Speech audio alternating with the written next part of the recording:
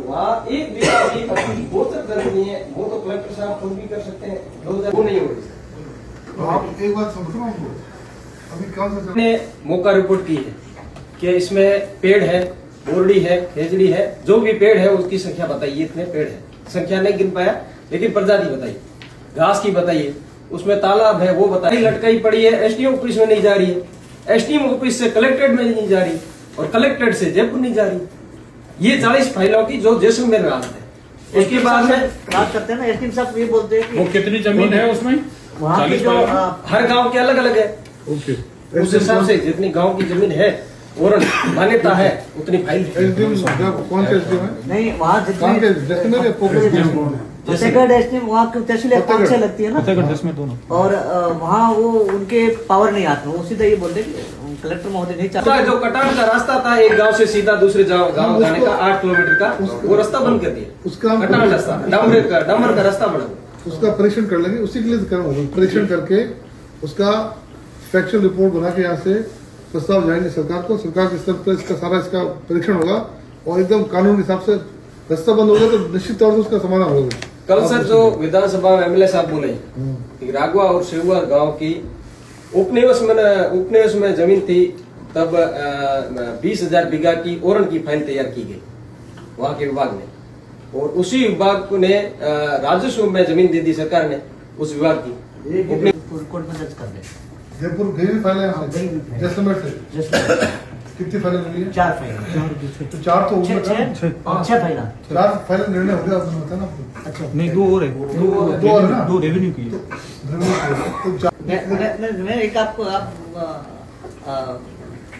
मैं कहना चाहता हूँ, क्योंकि जब पटवारी के पास में जब हम जो फाइल पंचायत प्रस्ताव लेकर के जो लेके जाते हैं ना, तो वो पटवारी जी बोलते हैं कि आप ऊपर से ऑर्डर लेके आओ, वो उनको दबाया जाता है क्योंकि वो उसमें अपन मांग की।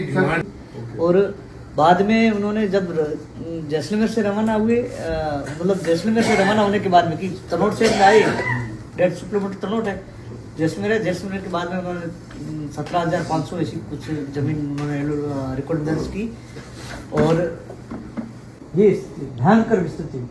तब हम निकल पड़े। मैं 10 साल से काम कर रहा हूँ ये पर्यावरण को बचाने के लिए, और मैं वन्य जीव को कई सालों से काम कर रहा हूँ।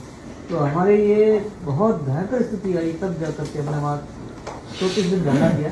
तो हमारे अभी आप बता रहे माननीय विधायक ने भी 3 विधायकों ने 2 विधायकों ने आकर यही चीज़ है, इसी कारण से निकल पड़े हैं।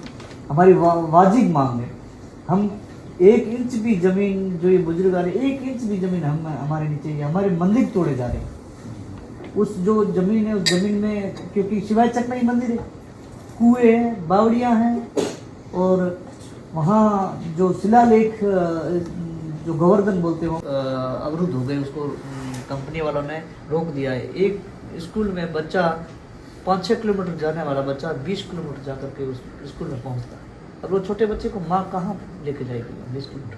और जो पहले कल्चर था, महिलाएं, बच्चे अपने आप चले जाते थे या महिलाएं भी हमारे खेतों में सब जाती थी, लेकिन आज ऐसा भाव हो गया कि वो एक जंगल सुदूर ढाणियाँ थी, वहाँ ढाणियाँ से बाहर निकलना मुश्किल हो गया।